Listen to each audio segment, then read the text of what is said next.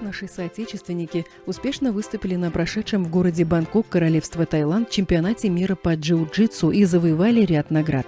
На этих международных соревнованиях туркменские спортсмены завоевали в общем 25 медалей. Из них 3 золотые, 10 серебряные и 12 бронзовые награды.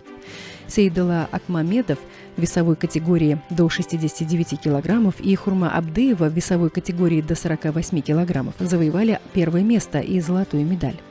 В честь наших спортсменов, завоевавших главный приз, под звуки государственного гимна страны был поднят зеленый флаг.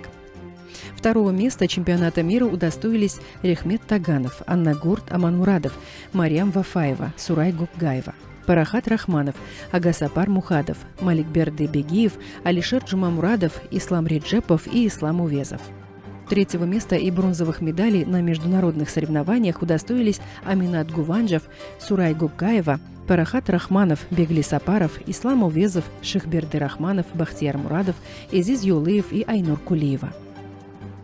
Таким образом, успехи туркменских спортсменов на чемпионате мира являются очередным подтверждением всемирных усилий национального лидера туркменского народа, героя Аркадага и уважаемого президента по развитию спорта и массовой физкультуры в нашей стране.